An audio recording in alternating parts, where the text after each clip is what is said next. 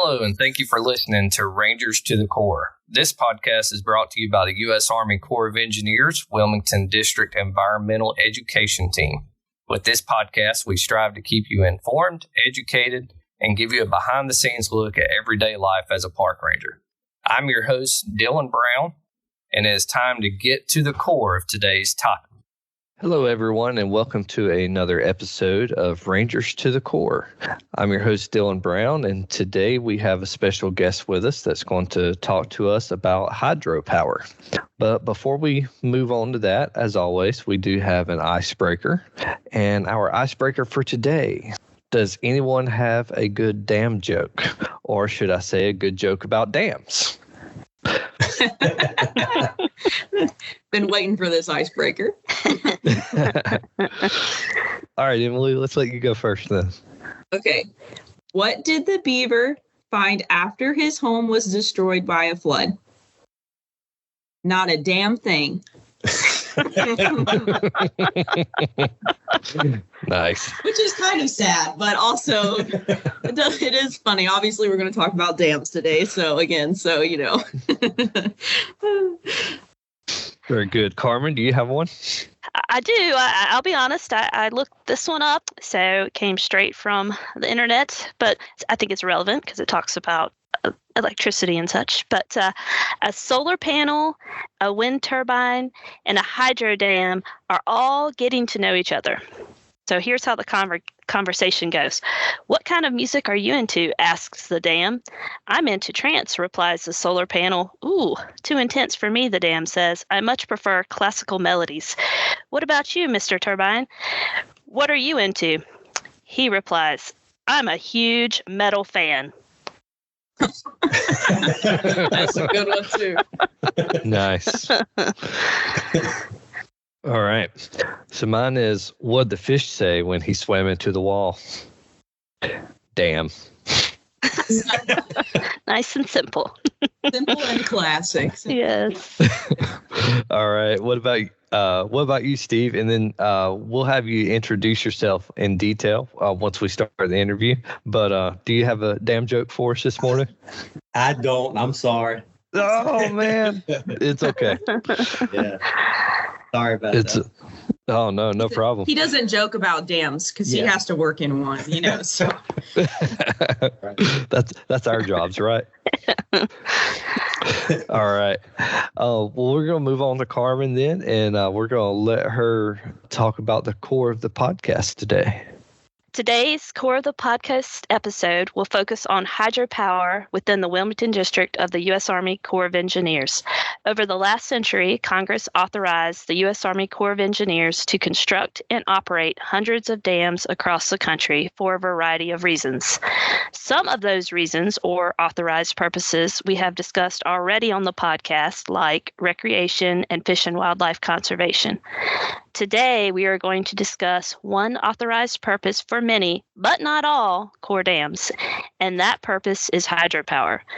We are going to dive into what hydropower is, how it is created, who uses the power, and more. But before we get started, we wanted to share a couple of definitions of some terms that may come up throughout the episode. All right, the first one is watershed. A watershed is an area of land that channels rainfall, snowmelt, and runoff into a common body of water. The next one is upstream side of the dam. This is the reservoir or lake side of the dam. Downstream side of the dam. This is the river side of a dam, or the side of the dam where the water is flowing out of the dam and continuing its way downriver or towards the ocean. The next one is switchyard. This is the location where power generated by the dam is sent onto the larger power grid. And the last one is tailrace park, and that refers to a park located on the downstream side of the dam or river side of the dam.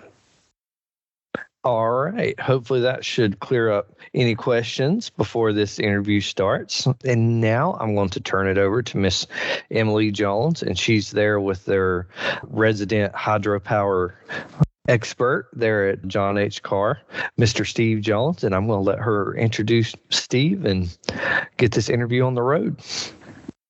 Awesome. Thank you, guys. And thanks for giving us those definitions, Carmen. I think some of those terms will come up here in a little bit. So, and we'll refresh as we go through. So I'm not going to introduce Steve because Steve knows himself better than I do. But will you introduce yourself, Steve? Yeah, Steve Jones. I'm the Chief of Hydropower for the Wilmington District. Again, hydropower is just one business line within hydropower in the Wilmington District. And I'm the manager of that for the Wilmington District. The chief of hydropower for a whole Wilmington district. Yes. But you sit over here at John H. Carr. I do. It's 2 hydro dams in Wilmington, one here at John H. Kerr and one at Philpott. Okay, great. So are those the only 2 hydropower dams in the Wilmington district? Yes. Okay. Yep. Yeah. Okay. So we'll be focusing on hydropower. So to get us started, tell us a little bit about, what is hydropower? Like, what is it at its core? Yeah. Why do we care about it? Well, hydropower is the process of using the mechanical energy of flowing water to generate power. Typically, there's a dam that creates a head of pressure that the water is routed through pipes called penstocks to the turbine, which spins the turbine. That's the mechanical energy. Attached to that turbine is a shaft with an electrical generator that as it spins, it generates electricity. And the more force from the water, the more mechanical energy, the more electrical energy that goes out. Okay. So basically, hydropower is where we're using water to create some electricity. Yes. By moving water through the dam itself. Yeah. Okay. I am with you. Okay. So that hydropower is created by, we've got the reservoir on the upstream side of the dam where there's a larger volume of water. Right. Where that head is created. Then it's moving through those penstocks, which how wide are our penstocks at Carr Dam? The large ones are 24 feet in diameter. Which is a very large pipe very large. to start going through. We'll talk about safety with dams at the end, okay?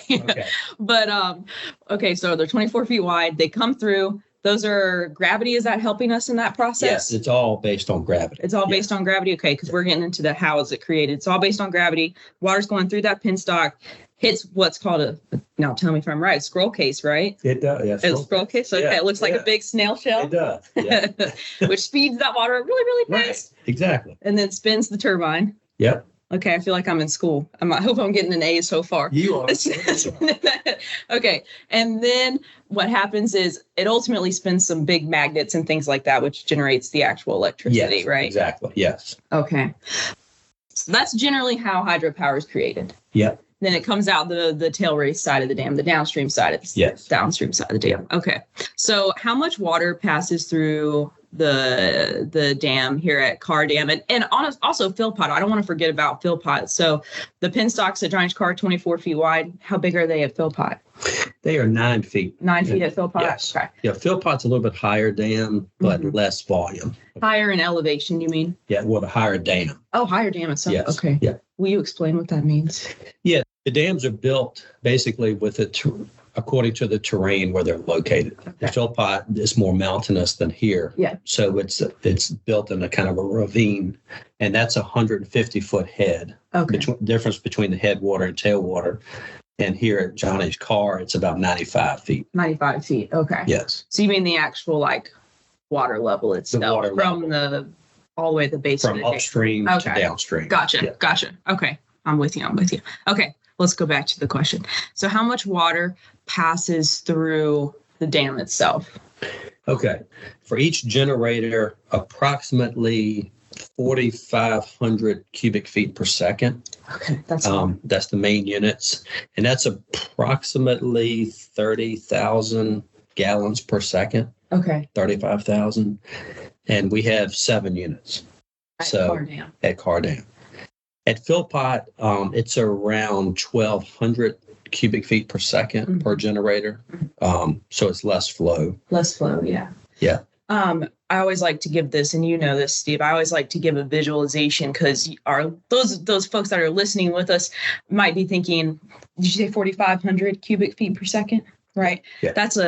How do we even visualize that amount of water, right? Because that's a pretty big amount of water. It's hard for us. We're not all in the dam. We don't all get to see the giant penstocks. We don't get to hear the noises of the generators and know that they're working and moving. Right. So I like to say that 4,500 cubic feet per second is similar to a gallon, like you were saying, and it's basically the size of a chicken or a basketball. So you can think about visually 4,500 chickens being shoved through one space in 1 second, or 4,500 basketballs shoved through one space in 1 second. So basically, with that visualization it's a lot of water. A lot of water. Do you always run that much water through one of the? Yes, we typically run between 32 megawatts and 45 megawatts. In other words, we run in a zone that's near 3/4 throttle. Okay.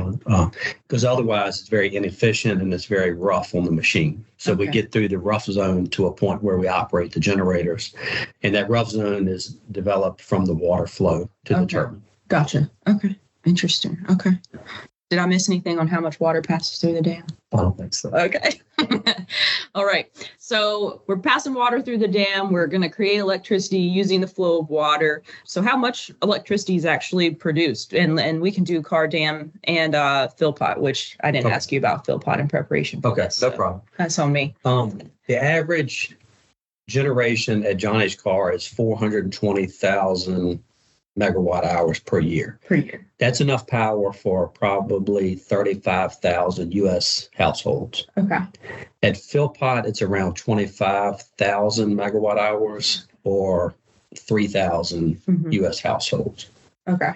And it all depends on the water, how wet the year is, and how much flow we have into the watershed. Oh, let's talk about the watershed for just a second, because I know we might get there later on a little bit too, but since you brought it up, just as a reminder to everybody, a watershed, like Carmen gave at the beginning, is this whole area where all of this rainfall and all of this, groundwater and all of this stuff is going to come into one place. Gravity is a part of that. The topography is a part of that, of the land. And so when we talk about rainfall at John H. Carr, or Philpott, either of them, it's not often just the rainfall at Carr Dam itself that matters. It's also the rainfall upstream. Right. And so we might get several inches of rain here at Carr Dam or several inches of rain at Philpott Dam itself.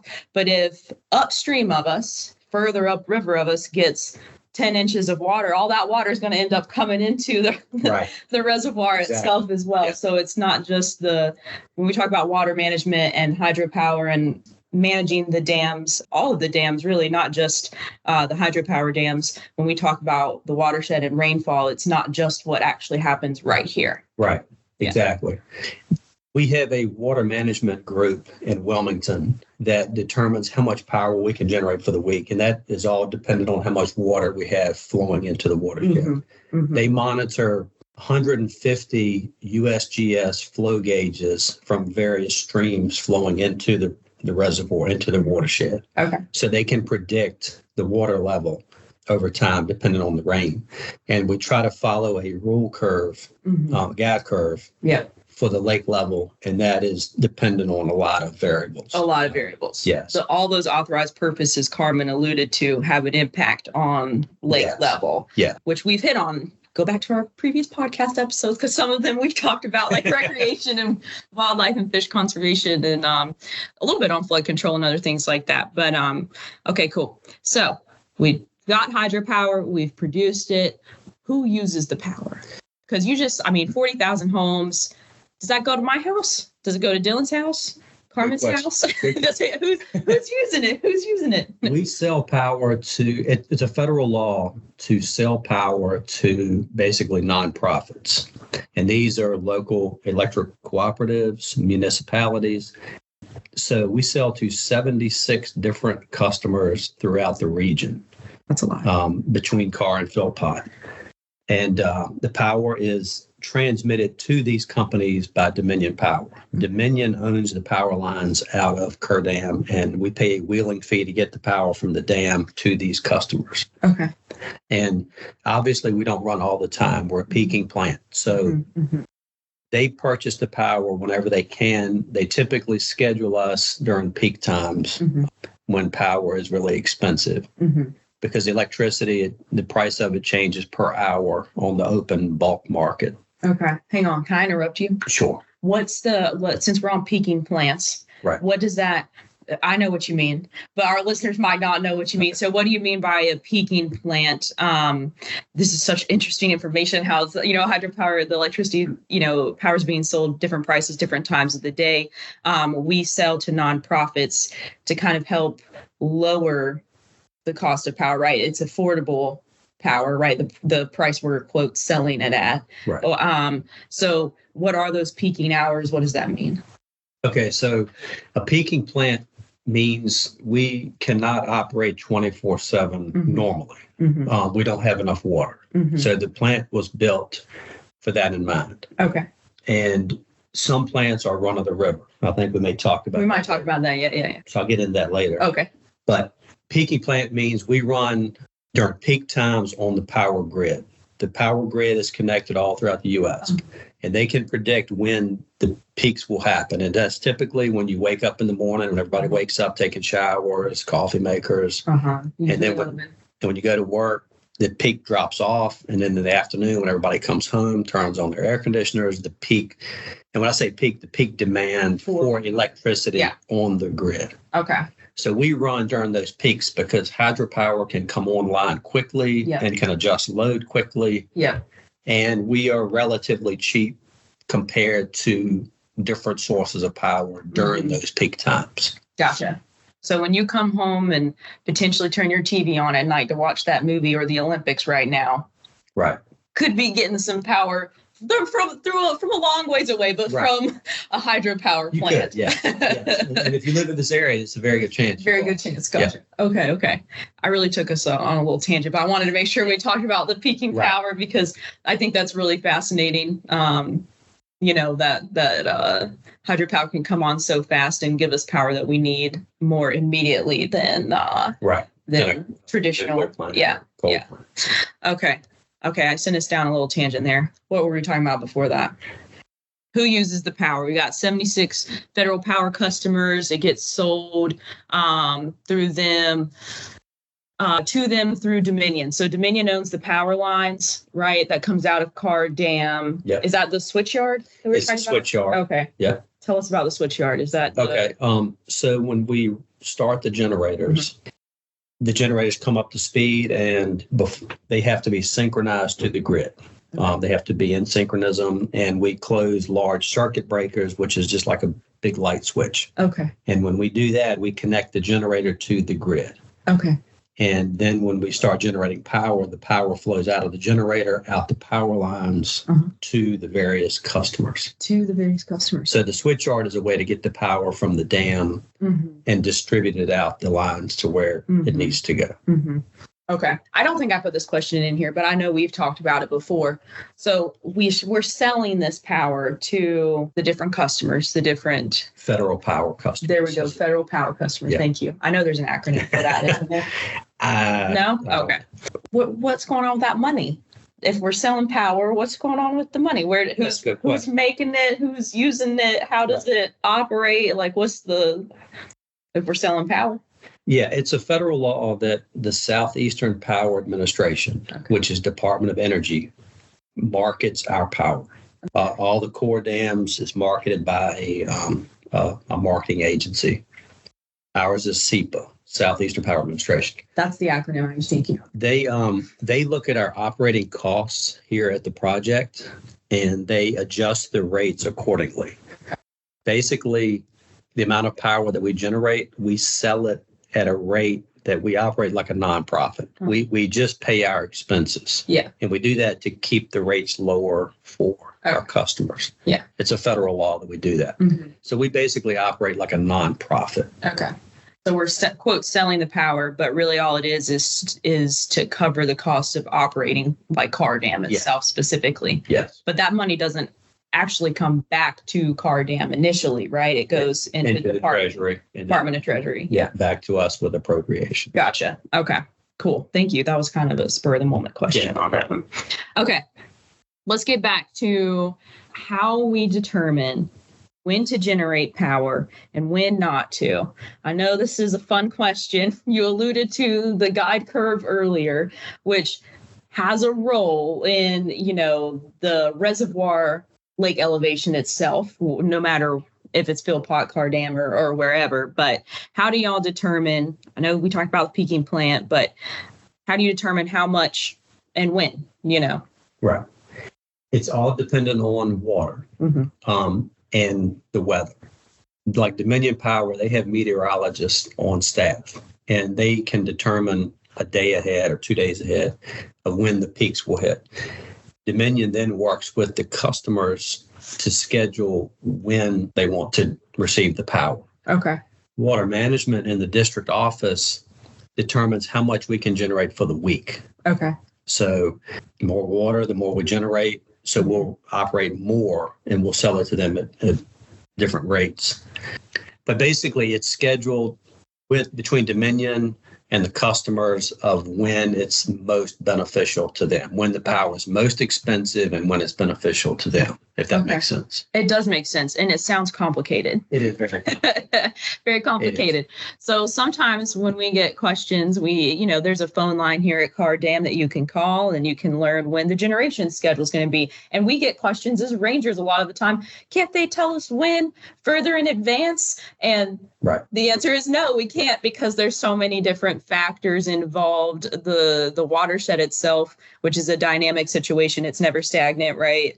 Rain, water movement, all that stuff, plus the actual, Dominion Power working with the customers, figuring out what times, who's going to buy the power, when, and then our district telling us how much you can release. Right. And often the operators will get a call from the Dominion control room to say, we had an issue with the power plant. We need you to give us all the power you can immediately.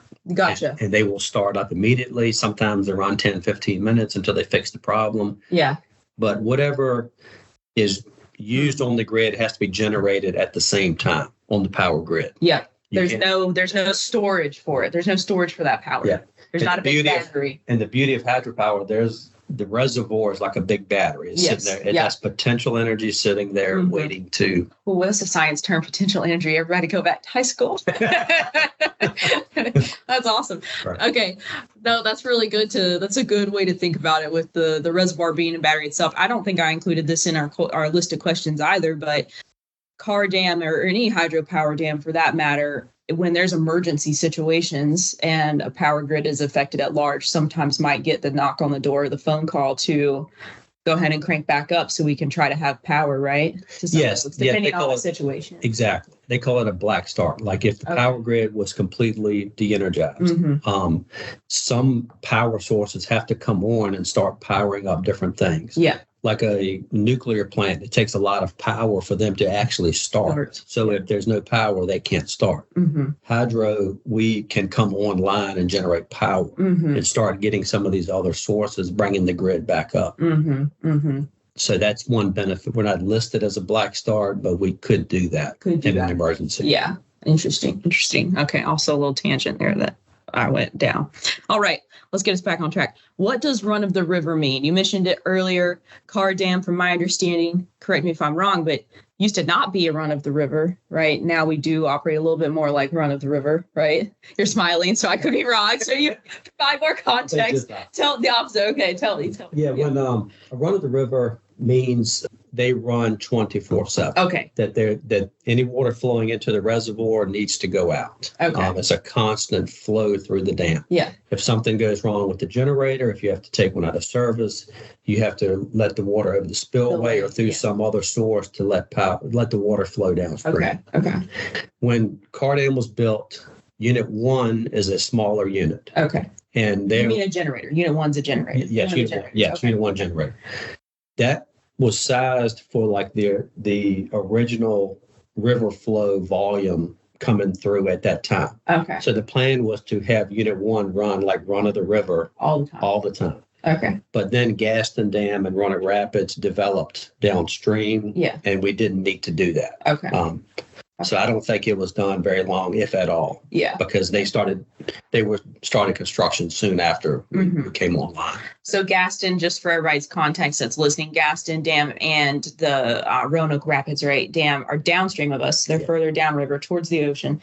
And they're both power company? Yes, both of them are Dominion Power. Yeah, Dominion Power. Okay, cool. All right, so I had that backwards. So we are not run of the river anymore. Right, we're peaking. We're peaking. That's right. Peaking. That's right. Okay. Had it backwards. There we go. Look, learning myself. Okay. Let's talk a little bit more about what happens in the dam, right? Who's actually working in the dam? What are the different jobs that might come in and around with a dam? So like here at Carr Dam or John H. Carr Dam and Reservoir, we as rangers and our shoreline team and the natural resource team and our staff sit in the visitor center, which is what most people come and see and talk to us. And they don't know that there's a whole other group of people that work in the dam itself that have like quite a few folks, not just a handful, that are doing a lot of really good work. So tell us more about that. Yeah, the staff at the dam, at the powerhouse, consists of electricians, mechanics, and operators. It's basically 3 different departments. The operators are the ones that operate all of the generators and all of the auxiliary equipment. The electricians and mechanics maintain all of the equipment. We perform a lot of preventative maintenance to make sure these run when needed. Yep. So they're different career paths. Electricians, all the wiring, the mechanics, they check bearings and adjust linkages and stuff like that. And the operators are monitoring 3 facilities. It's John H. Carr, Philpott, and Island Creek pumping station. How dare I forget about Island Creek this whole podcast? Oh my gosh. Well, it's not high, but they monitor all alarms, flows, and we get a log sheet every hour. They make sure all that data is correct. We have a couple of electrical engineers in the plant for upgrades and different things, and some admin staff. Okay. So you're telling me that the operator sitting in Carr Dam with all their fancy instrumentation can also work Philpott Dam from there? Yes. That's pretty crazy to think about. Yeah, they can. We have a SCADA system, which is a computer control system. Yeah. So it monitors all of the data that we monitor here at Carr Dam. For those facilities. We also have cameras, so we can see what's going on at the facility inside and out. Yeah. Which really helps. And y'all go to sometimes. Yeah, we do. Yeah. We do. Our staff from here maintains Island Creek. And we have it's 3 guys at Philpott, kind of a skeleton crew, maintenance staff there. Yeah. Okay. So if people are interested in doing anything related to a dam, or maybe they're interested in doing electric work or, more maintenance work type stuff, or become an operator, they could have a whole career with the U.S. Army Corps of Engineers at a Corps managed dam. Yeah. And the Corps has 79 dams. The Bureau has a lot. So the federal government has, they're very good jobs. Those are just the hydropower dams, right? Just the hydropower. Yeah. Very good paying jobs. We have a training program. We're hiring 2 trainees right now, one for Philpott and one for Carr. It's a 4-year apprenticeship program. Wow. That's very difficult. That sounds very robust. 4 years is a long time. Every 6 months you sit in front of a board to test, and they for 4 hours you go through drawings and you have to know everything about the dam. So is that to be an operator? All 3. All of them. The first 2 years, they're all the same. So they learn all the basics. And then after 2 years, you split off to be an electrician or mechanic or an operator. Okay, wow. In their training program. Wow. It sounds like I'm impressed. That's a very intense training program. Yeah, it is. It's tough. But that sounds really good. Yeah. That sounds really good. Cool. Okay, let's see. Alrighty. I think I had in here something about what it means to be an operator. I think we kind of just talked about that. You alluded to a lot of that. Our operators work 24 hours, 7 days a week. 365 days a year. Someone is always inside of the dam, operating the dam, essentially. Somebody has been in Kerr Dam since 1952, every hour, every day since 1952. Wow, we should have led with that. So what a little fact that is really crazy to think about. Wow. I have to process that one for a minute. Okay, anything else about operators that you wanted to touch on? I don't think so. I mean, they work closely with Dominion Power to dispatch the generators, start and stop, and things like that. Yeah. Okay, so you did talk about Philpott a little bit. I already asked you some about Philpott as we were going through. Is there anything else you wanted to mention about, hydropower operations and maintenance at Kerr Dam and Philpott in tandem or separate or anything like that? No, Philpott, we had a landslide there a few years ago, and so that plant has been out of service, and we are in the process of rebuilding the electrical generators. While it was down, we figured we would go ahead and do that. So we're getting new turbines, new generators, new switch gear. Totally. While they're rebuilding the hillside, they're having to haul off a lot of the material and stuff. That was 2020, wasn't it? It was. It was right when I started. Started and it was like, oh my gosh, something's wrong at Philpott. Something went really wrong. It was really wrong. So if you want to put a plug for dam safety, our podcast episode last week, was on dam safety. We had Megan Garrett on. She did a great job talking about dam safety. And then we wanted to follow that one up with hydropower, another aspect of dam operations. So anything about dam safety you want to share? Someone who works in a dam is in it with it all day long. We work very closely with Megan Garrett, and we monitor the concrete section of the dam, which at Johnny's Car, it's almost a half a mile of concrete. And then it's, of course, the dikes along. So we monitor the piezometers, the weirs, all the flow through it. And I know the rangers, you do a lot of visuals like daily. So we work very closely with dam safety because we're here and we're around it all day. So a big old body of water back there. That we don't want to go anywhere. Right. Okay. So cool. Tell us about your career path, how you got into your job, because you're kind of in the bigwig job. You're the chief of hydropower. So how did you get into that? What was your path like, your career path? I went to Old Dominion. I took electrical engineering technology. A job opened at the dam as a trainee.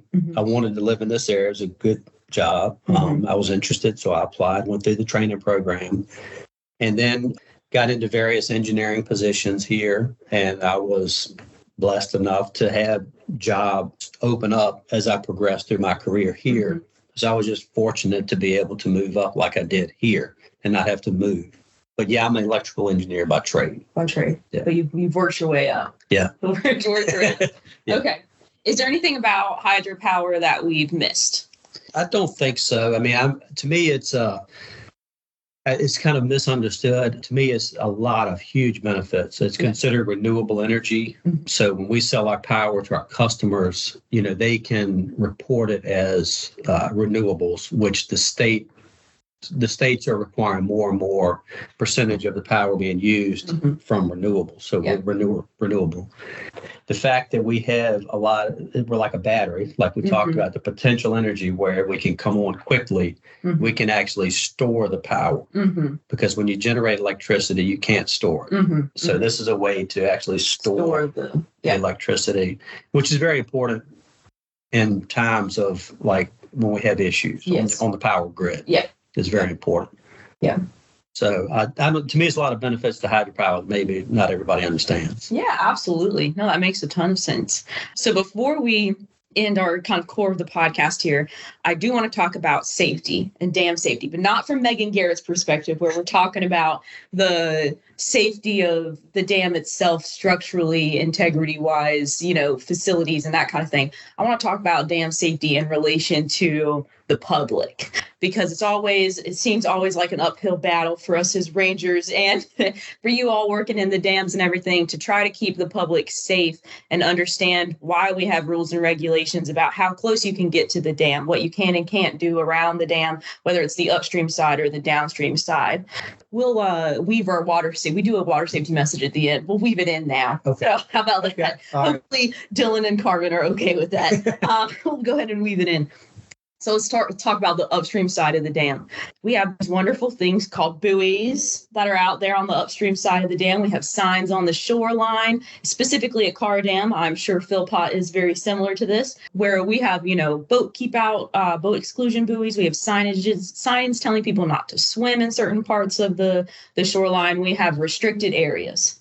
Why do we have a restricted area on the upstream side of the lake side of the dam, Steve? Right. Well, the main reason is the volume of water that we talked about earlier that flows through the dam. Yeah. Okay, so that flows from the reservoir through pipes. Yeah. Those intakes are on the front of the dam. Mm-hmm. So if you get anywhere near that, it's going to pull whatever's in that area up against the trash rack, and you will not be able to make it. Yeah. And we have various intakes along the front of the dam for raw water intake, for cooling water and stuff. Yeah. So we're not just doing it to be mean to keep people back. Absolutely. We're trying to protect them. So it's and under the water there are various concrete pillars that stick out. So if somebody's swimming, you could hit that. Yeah. It could be very dangerous. Yeah. Downstream is the same. We blow a fisherman's warning horn before we generate to get people out of the way. Floodgates, we can open them at any time for maintenance or for actual operations. So if you're anywhere near that area, you could get washed downstream. Yeah. Folks, heed our signs, it's and our buoys and everything like that, because it really is public safety. The dam itself is and in some ways almost like a living structure. There's stuff going on with it all the time. Right. And so it is quite dangerous if you're in the upstream upstream lake side of the dam, thinking you're going to go in and swim a little bit, and the water looks nice and calm on top, but underneath where we've got what's the head of water volume wise? It's about 95 feet. So, not only is it going to get deeper more significantly, right, as you're going wading out, but the actual movement of water could pull you pull you in. So absolutely. And then same on the downstream side, except it's just going to push you out. Right. But it's really fast moving water, as rangers, we get calls, but we've had calls in the past about people getting kind of swept away where they were in a boat or a kayak or different things like that. Right. So we don't want to be anywhere near the upstream or downstream side of the dam in the water. Outside of the buoy line. It's for your own safety. Yes. Know your buoys. And if you're in the water downstream of the dam and, kayaking or doing something like that, and you hear the horn, which is a really long sounding horn. Yes. It is very obvious. You can't miss it.